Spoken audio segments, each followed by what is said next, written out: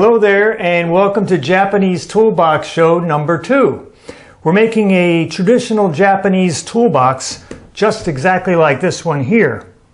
Now in the last episode I showed you all the features of this box, and in this show what we're going to be doing is making another one just like it. And we're going to do it all in one show because it's very easy to put together, it's nailed together.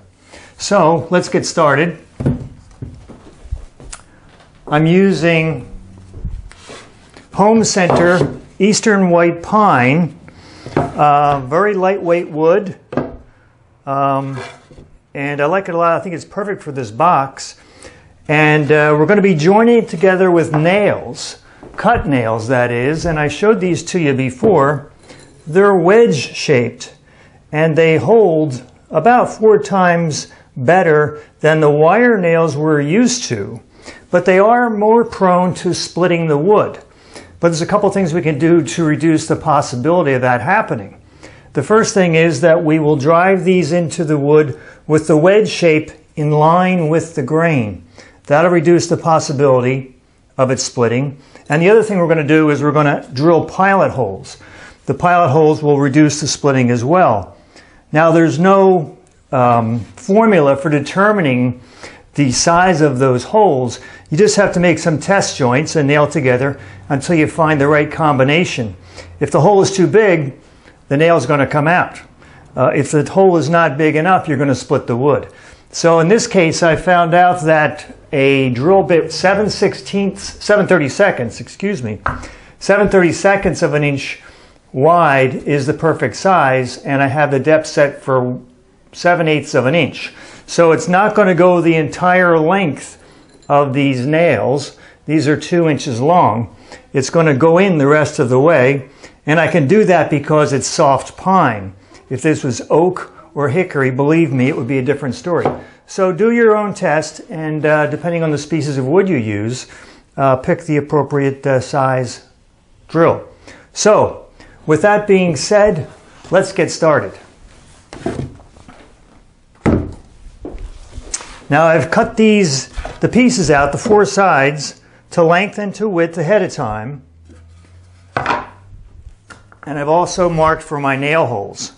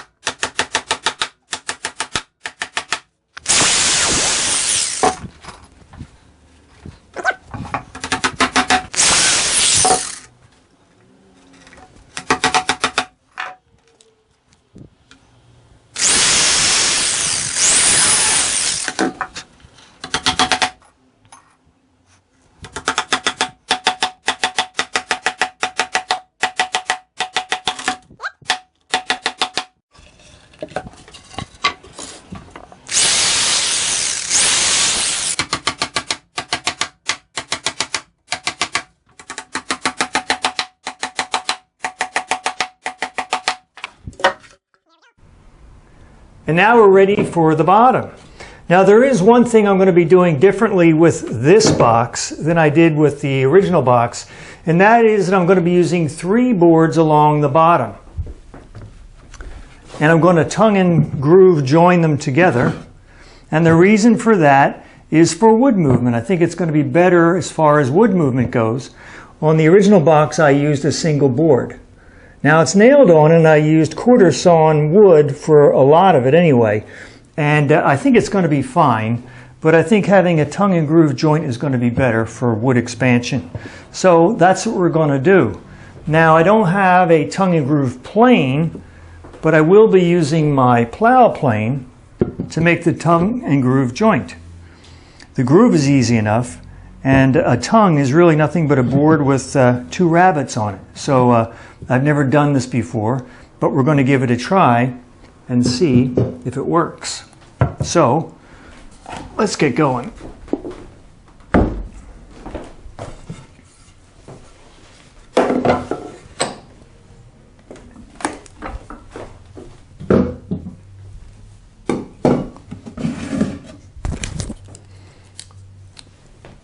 Here we go.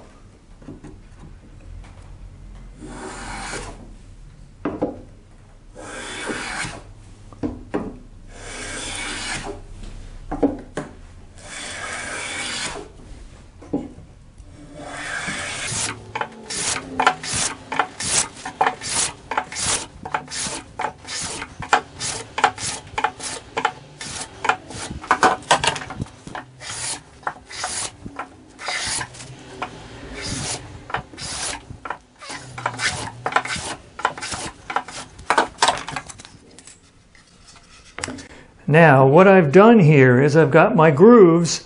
Now I'm going to cut 2 rabbets to create the tongue.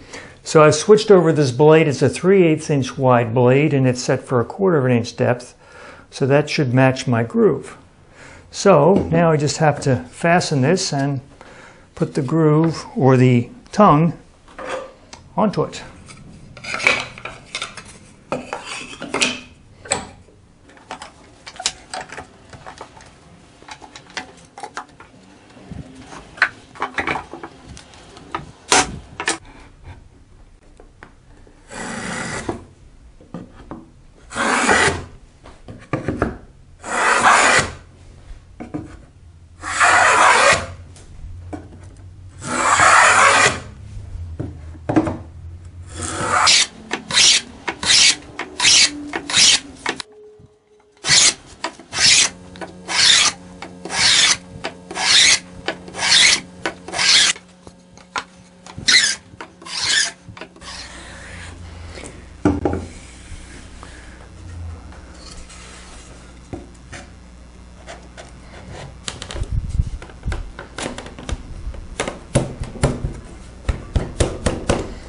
Okay, not bad. I can fix that with a couple more passes of the plane, or I could use my rabbet plane.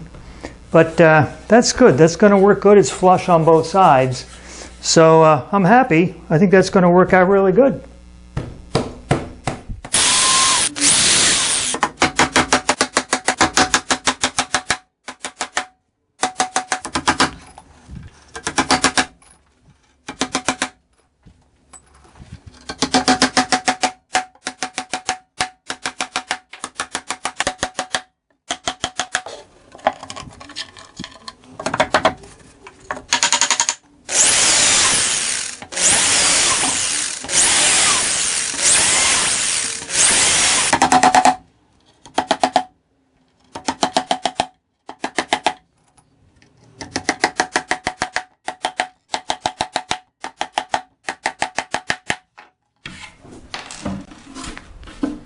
Well,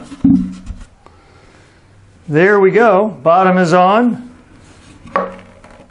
Looking pretty good.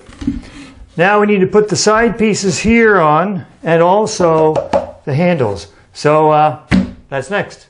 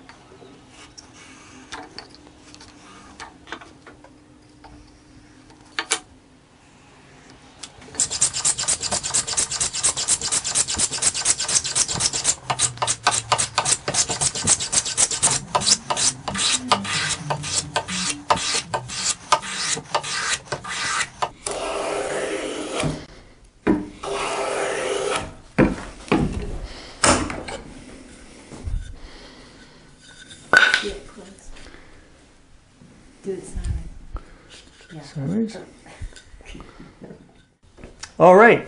You saw me cut these handles to length, and you saw me bevel the back edge. That's so we have a place to put our fingers when we pick up our toolbox. Did I tell you how much I like my hand planes? I don't care how dedicated you are to power tools, there's still a place in the workshop for a well-tuned hand plane. Even my friend Neil, who's a very, very talented and experienced woodworker, agrees with me on this point. So get yourself a jack plane like this, or a number 4 or a number 4.5. I think it'll make your time in the workshop a lot more fun. So anyway, now it's time to put these in place. What I've done, last time I did this, I just nailed them in. I didn't use glue, but these are just begging for glue. Look at all that face grain here and the face grain there. So we're going to glue these in. But I've put these finishing nails in here simply to help with registration. When I put this in here like this, if I can do it, and hold it in there and press it against the nails, when the nails are in place, they'll keep this from slipping and sliding on the glue when I clamp it. I think you'll see what I mean here in just a moment. So let's do this one. I don't know if Jonine's going to be able to follow me with the camera. I can. You can? Okay, I like that. So here we go. I've got this in place. And now what we're going to do is simply drive those finishing nails in just a little bit deeper. Ready?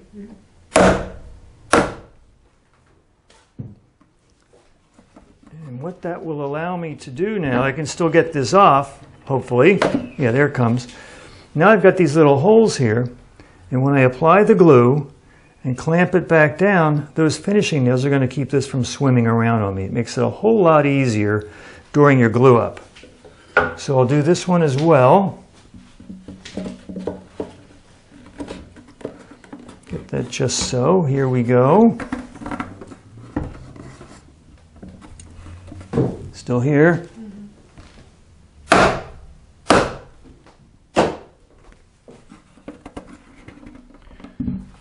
And off comes that one. Okay. Now we're all set. Let's get the glue.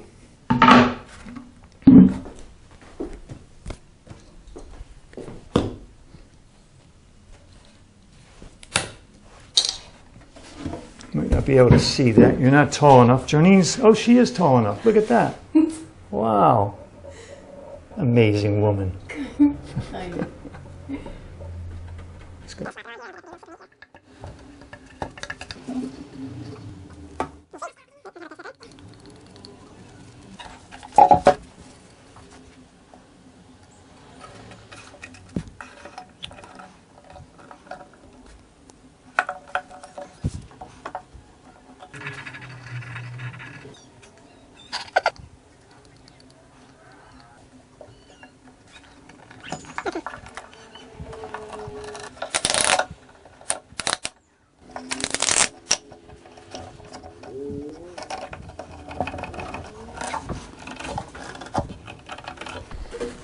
Okay.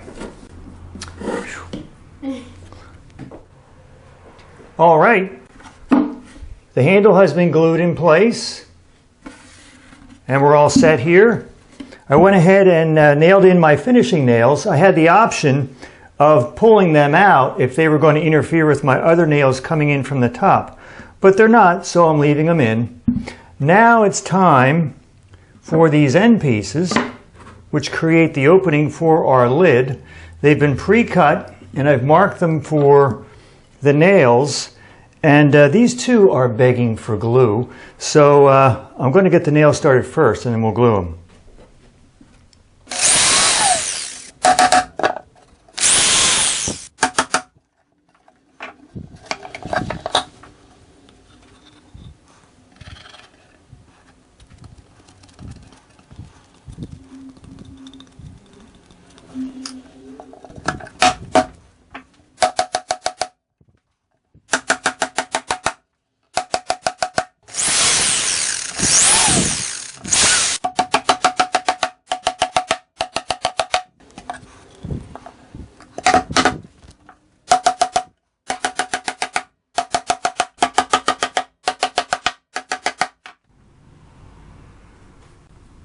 And that completes our box.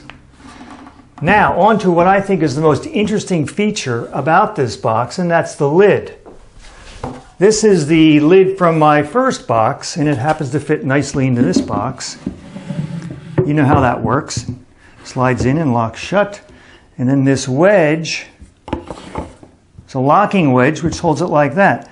Now, most of the boxes, the Japanese boxes that you see, don't have this locking wedge feature. But I think it's so clever, I'm including it in my design. Not only does this wedge taper this way, it also has a bevel along this edge. Can you see that? Mm-hmm. And there's a back bevel along my tapered batten this way, and it all interlocks nicely like that. Beautiful design. I think it's really cool.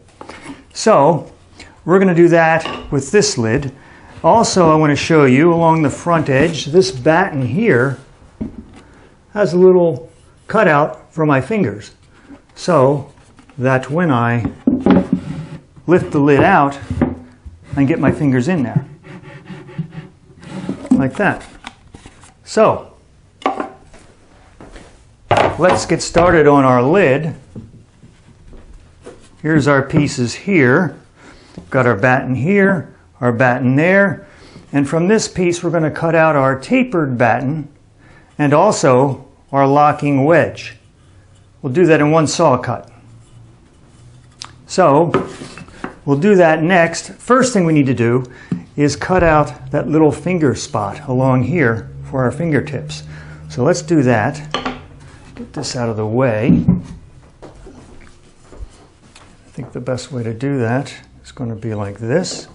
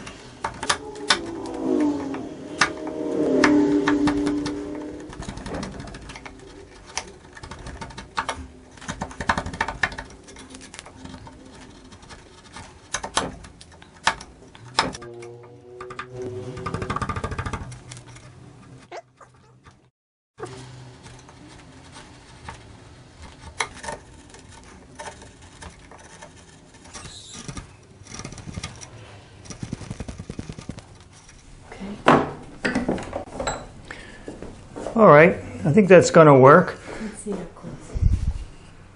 Yeah, good. Saint rocket surgery, but I think it's going to work fine. It's rustic. We can charge extra for that. Okay. Now, for my tapered batten and my locking wedge, I'm cutting them both out of the same board. So you can see my layout lines here.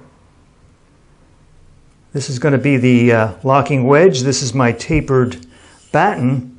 And between these two lines right here is where I have to saw. So this is a compound angle. Nothing is perpendicular. This is on an angle and this is on an angle. So it's a little bit different than trying to saw a dovetail. So what I'm going to do here is give myself some kind of reference. And that's going to be putting this line vertical.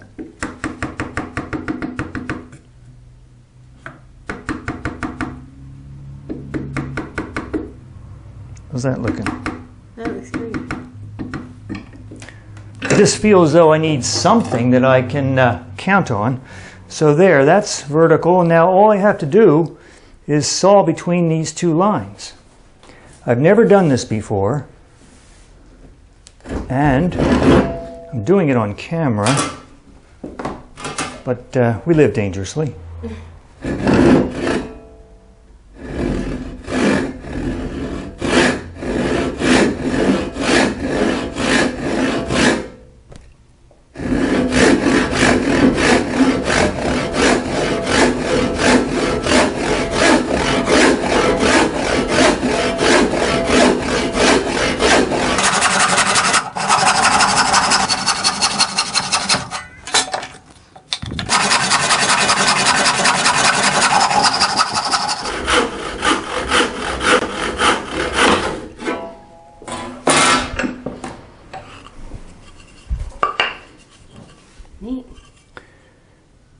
Now, this is the wedge. We'll do this later.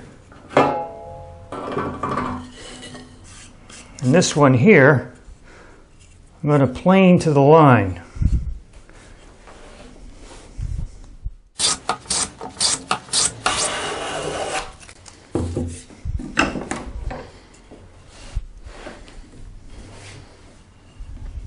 Okay, we've got all our parts together. We've got our battens, the one with the finger cut out, the regular one, and then we have our tapered batten here.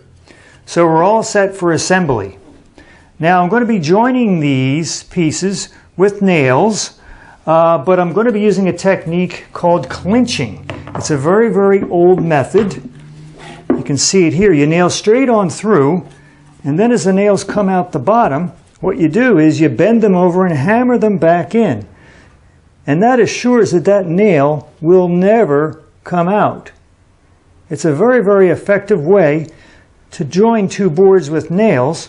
It's ugly as anything. I mean, look at that. Absolutely ugly. But it's so effective that I think it takes on a beauty all its own. And I kind of like it. It grows on you. So that's what we're going to be doing. Now I've set up a station here for clinching, my clinching station. I've got my boards. You can improvise something of your own, but I need a good solid surface to hammer against, so I've got this anvil here, and I'm going to take advantage of that. So let's get these two out of the way and line this up. I've got everything marked. And I've got a backer board here, right here that I can nail into. Let's get this started.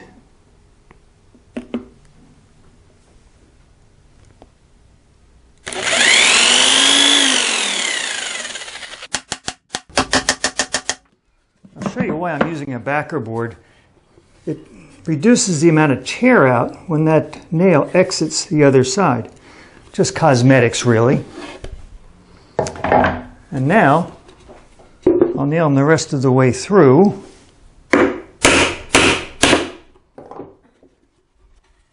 Good on the hearing there, huh?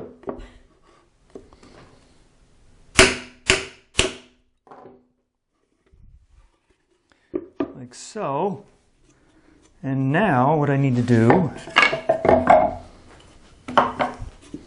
is bend these over. Now you could nail them like, hammer them sideways like this and then down. That's a technique you'll often see. I'm just going to bend them over with my needle nose because it just works better for me if I do it that way. Like that.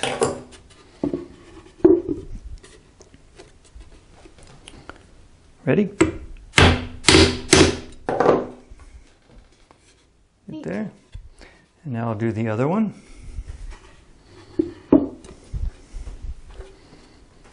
Scusate.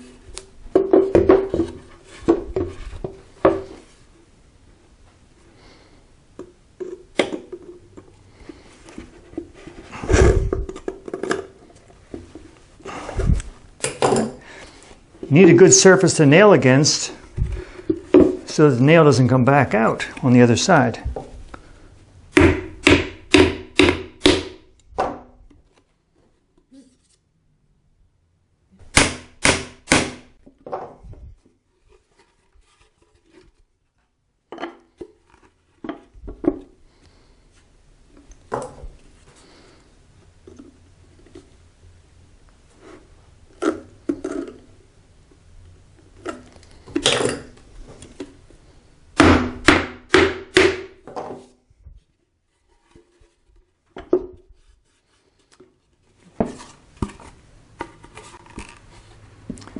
Now I put the tapered batten on the exact same way.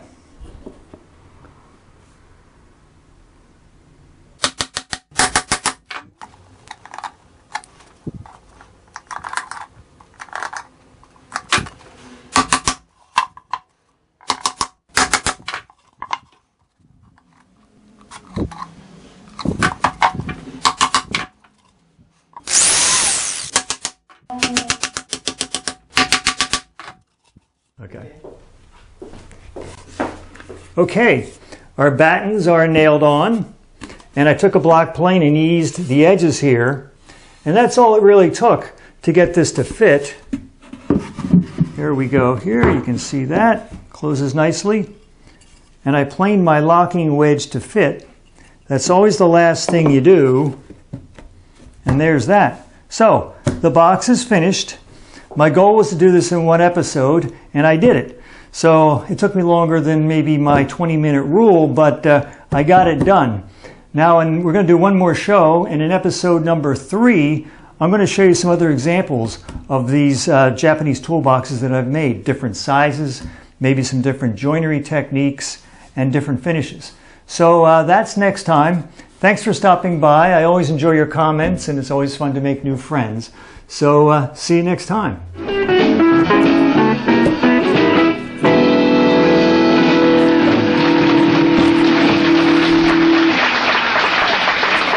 Wasn't that great?